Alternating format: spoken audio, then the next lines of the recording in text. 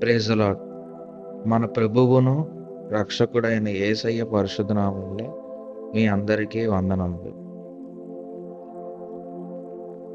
ఈరోజు దేవుని వాగ్దానం రోమాపత్రిక 16వ అధ్యాయం 20వ వచనం. సమాధానకర్తయగు దేవుడు సాతానును నీ కాళ్ళ క్రింద శీఘ్రముగా చితక త్రొక్కించును. మన ప్రభువైన యేసుక్రీస్తు కృప మీకు తోడయుండునుగాక. ఈ వాక్యం ద్వారా దేవుడు మనతో మాట్లాడుతున్న మాటలు, సమాధానకర్తయ్యకు దేవుడు గందరగోళానికి లేదా కలహానికి కారకుడు కాదు. ఆయన సమాధానానికి మూలం. మన జీవితాల్లో సాతాను గొడవలు, విభేదాలు సృష్టించినప్పటికీ దేవుడు తన శాంతి ద్వారా వాటన్నిటినీ సరిచేస్తాడని, సాతానును మీ కాళ్ళ క్రింద చితక తొక్కించును. ఇది ఆదికాండము 3వ అధ్యాయం 15వ వచనంలో ఉన్న ప్రవచనానికి నెరవేర్పు. సాతాను తల చితగొట్టబడుతుందని దేవుడు ముందే చెప్పాడు. దేవుడే సాతానును ఓడిస్తాడు, కానీ ఆ విజయాన్ని విశ్వాసుల ద్వారా కలిగిస్తాడు. అంటే శోధనలు, కష్టాలను జయించే శక్తిని దేవుడు మనకు ఇస్తాడు. దేవుడు తన కార్యమును ఆలస్యం చేయడు. ఆయన నిర్ణయించిన సమయంలో శీఘ్రంగా విడుదల కలిగిస్తాడు. సాతానుపై విజయం మన సొంత శక్తితో వచ్చేది కాదు. ఇది కేవలం ప్రభువైన యేసుక్రీస్తు ఇచ్చే కృప వలనే సాధ్యమవుతుంది.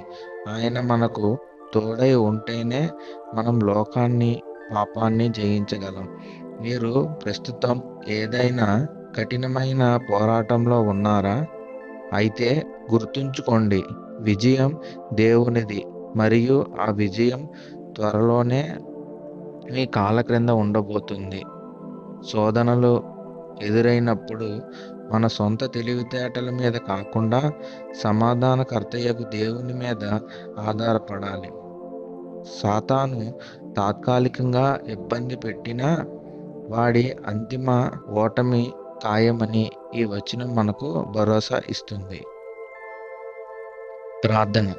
మహాపరిశుద్ధుడైన మా తండ్రి, యేసుక్రీస్తు నామంలో మీ పాద సన్నిధికి వస్తున్నాను. ఈరోజు మీరు మాకు ఇచ్చిన వాగ్దానాన్ని బట్టి మీకు స్తోత్రాలు.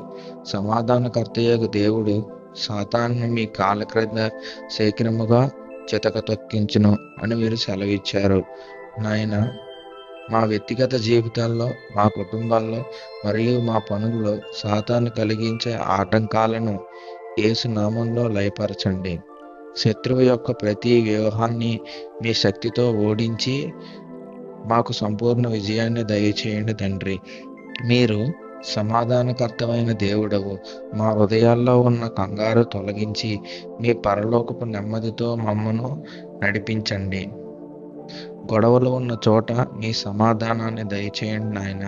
ప్రభువైన యేసుక్రీస్తు కృప మాకు తోడై ఉంటుందని మీరు వాగ్దానం చేశారు. మీ కృప ద్వారానే మేము నిలబడగలం. అనుకూలం కాని పరిస్థితుల్లో కూడా మీ కృప మమ్మల్ని బలపరచాలని వేడుకుంటున్నాం నాయన. దేవా, ఈ రోజంతటిలో మీ కాపుదల మాకు అనుగ్రహించండి. సాతాను క్రియల మీద మాకు అధికారాన్ని ఇచ్చి మమ్మల్ని ధన్యులుగా నడిపించినందుకు మీకు వందనాలు నాయన. ఈ చిన్ని ప్రార్థన యేసు అతి పరిశుద్ధ నామంలో ప్రార్థిస్తున్నాం తండ్రి. ఆమేన్.